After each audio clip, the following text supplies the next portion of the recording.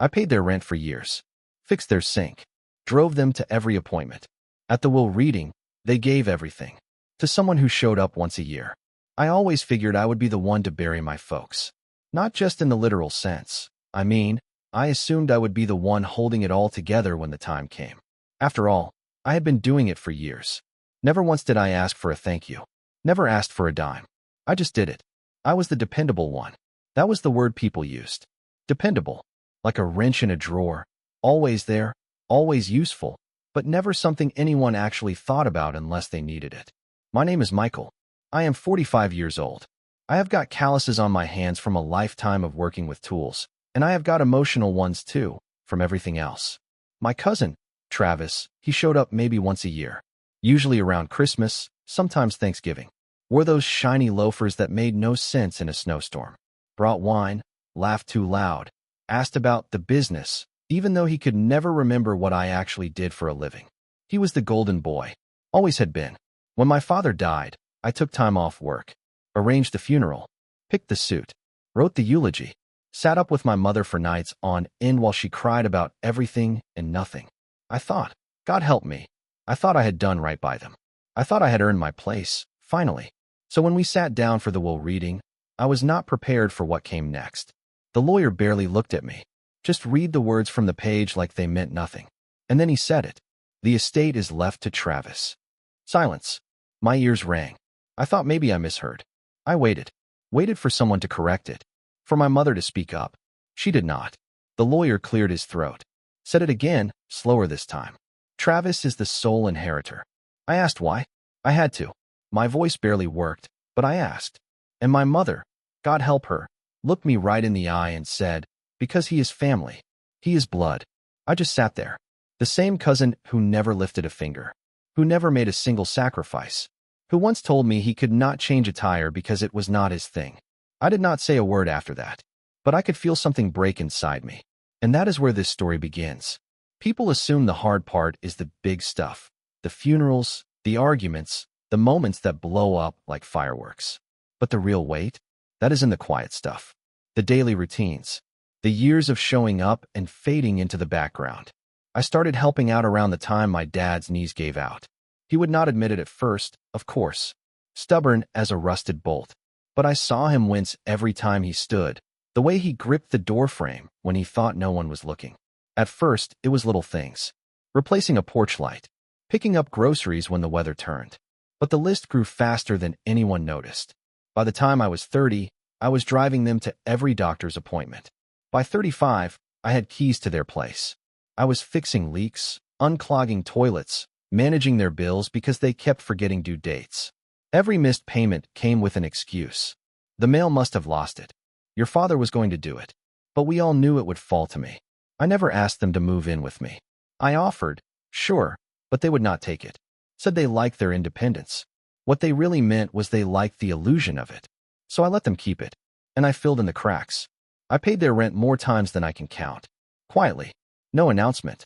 No drama. Just made sure they had heat in the winter and AC in the summer. Travis. He would show up once in a while, toss around compliments like, wow, Uncle Joe, still spry for your age. Then he would vanish with a Tupperware full of leftovers. And yet, every time he left, my parents would light up. Especially my mom. She would say, that boy, he is going places. Like it was prophecy. I remember one Christmas, Travis gave them a cheap bottle of wine with a gold ribbon. I had bought them a new microwave because theirs sparked whenever you used it. My mom held that bottle like it was some priceless treasure. Never even mentioned the microwave. That was the first time I noticed it. How she looked at him. Like he was a reminder of something she had hoped for. Something I was not. Back then, I told myself I was imagining it. But I know better now. And yet, I kept showing up. Because that is what you do when you are family. Even when no one says it back. Looking back, I think the signs were always there. I just did not want to see them for what they were. My mom never hugged me the way she hugged Travis. Hers were quick and polite, like checking a box. With him, it was all smiles and rocking side to side. That long hum she always made, almost like a lullaby. She would run her fingers through his hair like he was still a boy, even when he had a mortgage and a BMW. My dad, well, he was quieter about it. Not cold, just distant. There was always a wall with him. No matter how much I did, how hard I tried, I never got through. I used to think it was just how he was with everyone. But then I saw how he acted with Travis. They would watch football together, shouting at the screen, slapping each other's backs, calling each other champ. My dad never called me that. He called me Mike. Always just Mike. When I was a kid, I asked if he would teach me to fish. He said he was busy. Next weekend, maybe. I waited. It never came. When Travis was 10, they went on a fishing trip. Weekend getaway, just the two of them. They took pictures. My mom framed one. It sat on the mantle for 20 years. And me? There was no picture of me up there. Not one. I do not think it was hatred. It was more subtle than that. Like I was someone they were always a little unsure about. Someone they never quite figured out how to love. I started to wonder, around high school, if maybe I had been adopted. I brought it up once, joking. My mom froze, then laughed a little too hard and changed the subject. But that feeling never went away. Like I was the guest who had stayed too long. Polite, helpful, appreciated, but not wanted. And yet I stayed. Because they needed me. Because deep down, I hoped that one day, they might see me the way they saw him. But that day never came. It started like 1,000 other little things I had handled before. My dad took a fall. One bad slip in the kitchen, hit the floor hard. Cracked a rib, bruised a kidney. Nothing fatal, but serious enough that the hospital kept him overnight for observation. When they sent him home, it was clear he could not be alone. The doctor gave us a pamphlet on fall prevention and patted me on the back like I was part of the staff.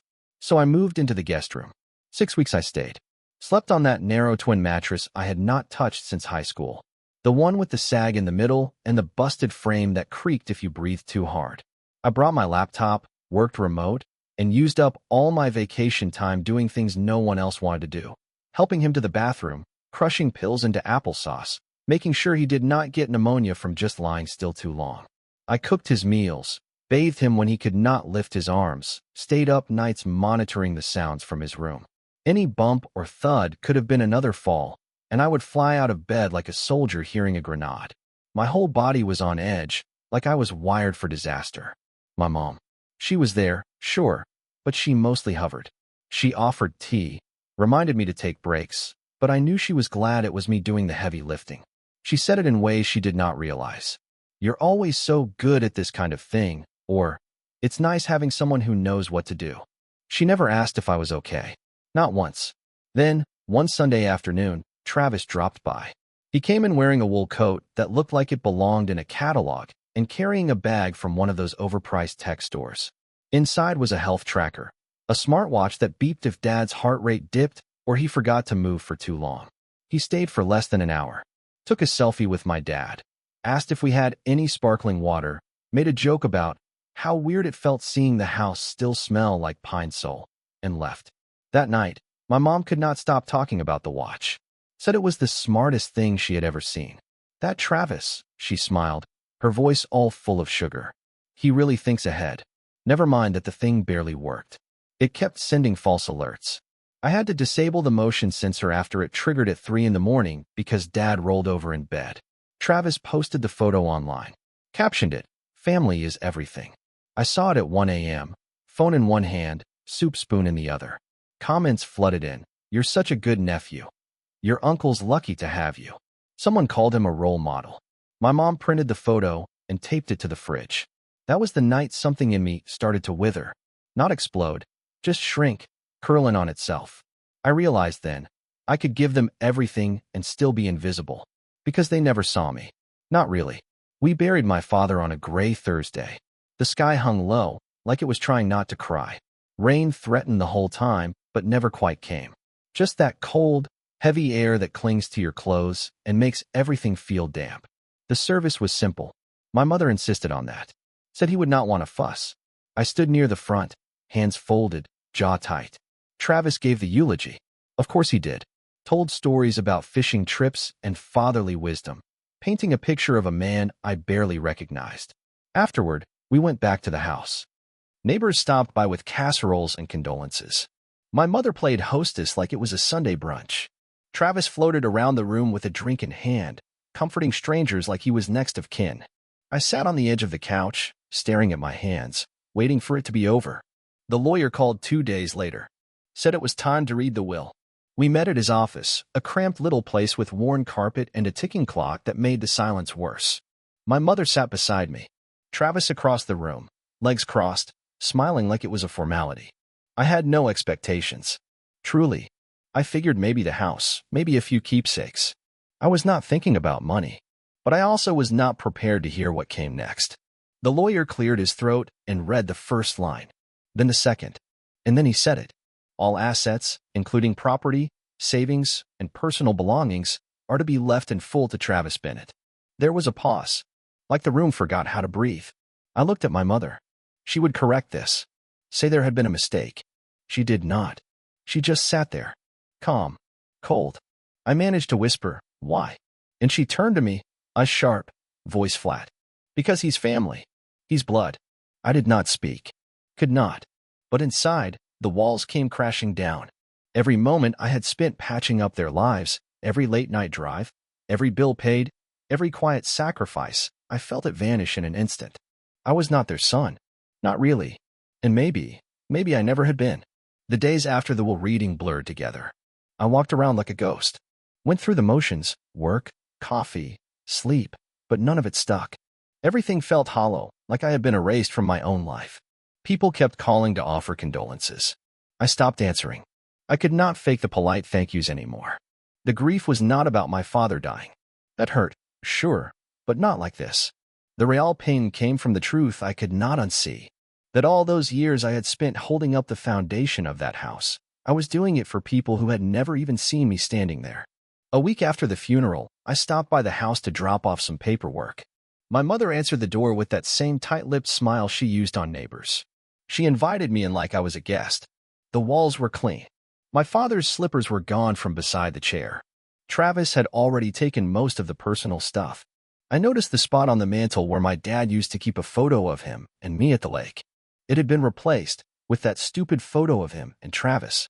I handed her the envelope, ready to leave, but she stopped me. Asked if I wanted tea. I sat, mostly out of habit. She talked about the service, how the flowers were beautiful, how Travis really stepped up. I nodded, let her fill the air. Then, out of nowhere, she said it. It was always going to be him, Michael. You know that. I looked up. Something in my chest tensed. She kept going, voice low now, like she was telling a secret too late. Your father and I, we always knew. You were just different. That word. Different. I asked what she meant. My voice was calm, too calm. She did not look at me. He's just more like us. There it was. The sentence that snapped whatever thread was still holding me to that place. More like us. Like I was something foreign. A long-term visitor. Useful, but not family. She never said adopted. Never said not mine. But she did not have to. I stood up, thanked her for the tea I never drank, and walked out of that house for the last time. I did not go straight home after that last conversation with my mother. I just drove. No music. No destination. Just me and the road. I ended up in the parking lot of a 24-hour grocery store, the kind with flickering signs and half-lit aisles. I sat there, engine idling, hands on the wheel like I was waiting for instructions that were never going to come. Outside, the rain started, soft at first, then steady. The kind that builds without making a scene, soaking everything until you do not even realize how wet you are. I watched the drops slide down the windshield, tracing paths that looked a lot like the ones I had followed my whole life. Always running towards something. Always hoping it would lead me home. But this time, there was nothing at the end of the road. No explanation. No apology. Just a quiet truth that had always been there. I was never really theirs. I think I had known for years. Not in a dramatic, cinematic way. More like background noise you learn to live with. A look that lasts too long. A question that never gets answered. A picture missing from the mantle while another one stays, year after year. For a long time, I told myself that love was something you proved. That if I just kept showing up, kept giving, kept filling in the cracks, they would see me. They would choose me. But standing in that kitchen, hearing those words, he's just more like us, it was like watching a final piece of the puzzle click into place. The picture it formed was not the one I had hoped for. So I sat there in the car, rain drumming on the roof, and waited for the anger to come. It never did. What came instead was this strange sense of freedom. Like I had been holding my breath for years and finally remembered how to exhale. It was not dramatic. It was not loud. It was just peaceful. I drove home. Parked. Walked inside and turned off my phone. No one called. Not Travis. Not my mother. Not anyone. I pulled out a box from the hall closet, the one with old photos, birthday cards, and useless little souvenirs I had kept over the years. I started sorting through them. Some went back into the box. Most did not. I slid the lid shut and pushed it to the back of the closet. I did not throw it away, but I did not want to see it either. Not for a while. The next morning, I called the lawyer. Told him I would not be contesting the will. He seemed surprised. Said I had a strong case, that no judge would look at the situation and think it was fair. But I told him, I do not need what they left behind. I already gave them the best of me. I hung up, deleted his number, and for the first time in a long while, I felt clean. I had always thought walking away would feel like losing something, but it did not. It felt like I finally understood what I had never been allowed to admit, that I was never really in the picture, and that maybe, just maybe, that was okay. It was about a month later when the first letter showed up. Not an email, a real letter. Cream-colored envelope. My name written in neat cursive. I recognized immediately my mother's handwriting. For a second, I just stared at it, unsure if I even wanted to open it. But curiosity won. Inside was a folded sheet of paper. Short. To the point. No apology. No acknowledgement of what had happened. Just a single sentence. You should come by the house. There are still things that belong to you. That was it. No love, Mom. No warmth. No signature. Just another reminder of how little emotion they could wrap into even the simplest gestures. Still, I went. I do not know why. Habit, maybe. Or the part of me that still thought closure might be found in a living room that had never felt like mine. When I got there, the house looked smaller. Not physically, but emotionally. Like I had finally grown past it. My mother opened the door without a word. Stepped aside to let me in, then disappeared into the kitchen. I looked around. Everything was cleaner than usual. It smelled faintly of lemon and old paper. On the coffee table was a small cardboard box labeled Michael. I did not open it. Just picked it up and turned to leave. But as I reached the door, I heard her voice from behind me. He did not want you to know. I turned. She stood there, one hand on the counter, not looking at me. Her eyes stayed fixed on some invisible point across the room. I waited. He was never supposed to tell you the truth, she said. But I think you deserved better. It took a second to process what she meant. She kept talking, almost to herself now. We thought we were doing what was best. You were a baby, just a few months old. Your mother was sick, your birth mother. A distant cousin. She had no one. No money. No stability. I felt the room shift around me. You were family, she said. But not ours. Not in the way people think. She looked at me then, eyes wet but tired. We raised you. We gave you everything we could. But sometimes love does not land the way it is meant to. That was the truth I had chased my whole life. And it had arrived like this, quiet, flat, far too late. I nodded once. Not angry. Not sad. Just done. I walked out of that house and never looked back. Literally. I did not turn around, did not check to see if she watched me leave. Just stepped off the porch, the box under one arm, and felt the air hit me like it was brand new. The sky had cleared. It was one of those cold, still afternoons where the sun hangs low but bright. And as I walked to my truck, something loosened in my chest. Like a knot I had been carrying for years had finally slipped free. I sat in the cab for a long time, the box on the passenger seat. I still had not opened it. I did not need to. Whatever was in there, old yearbooks, hand-me-down sweaters, maybe a birthday card or two, it did not change anything. That house, those people, the history tied to that name, they were not mine anymore. They never had been. And now, I was finally free to stop pretending otherwise. I drove aimlessly for a while, windows down despite the chill, just letting the wind fill the silence. I stopped for gas at a place I used to go with my dad, back when I still believed he saw me. The old guy behind the counter gave me a nod like nothing had changed. And in a way, that was comforting. The world kept turning. I found myself at a diner on the edge of town. Sat at the counter, ordered black coffee and a slice of whatever pie they had left. It was cherry. Too sweet. But I ate every bite. Because I could. Because for the first time in my life, I was not waiting for a call or an invitation or permission to exist. I was just living. The waitress asked if I wanted anything else. I said no, smiled, and left her a tip that made her eyebrows raise. She thanked me like I had saved her shift. That meant more than any of the thanks I never got from my family. Back home, I placed the box in the garage. Still unopened. Maybe I will go through it one day. Maybe I will not. Either way, it does not define me. I define me now. People think walking away is a failure. Like it means you gave up. But I think it is something else. I think it is strength. The strength to stop chasing ghosts. The strength to know your worth even when others do not. The strength to say, I mattered, even if they never saw it. I still get asked about them from time to time. By old neighbors, people at church, folks who remember the version of us that looked like a family from the outside. They always ask the same thing. How's your mom doing? Or you and your cousin still close? And I just smile, shrug a little, say something simple like, we went different ways. That is the truth, after all. I do not go around telling the whole story. Most people would not understand. They would say, but they raised you, or blood is thicker, or that tired line, you only get one family. But I have learned something. Family is not just who brings you home from the hospital. It is not who signs your report cards or shows up in old photos. It is not even who shares your last name. It is who sees you. It is who loves you without keeping score. And if that does not exist in the house you grew up in, then you get to make your own definition. So no, I am not angry. Not anymore. I build a quiet life. One that does not revolve around proving myself. I still work with my hands. Still fix things. But now I fix things that actually stay fixed. I have friends who show up. People who call because they want to hear my voice, not because they need something. I found my people. My version of family. The kind that does not need an inheritance to stay connected. As for Travis, last I heard, he was already dipping into the savings. New car. Big trip.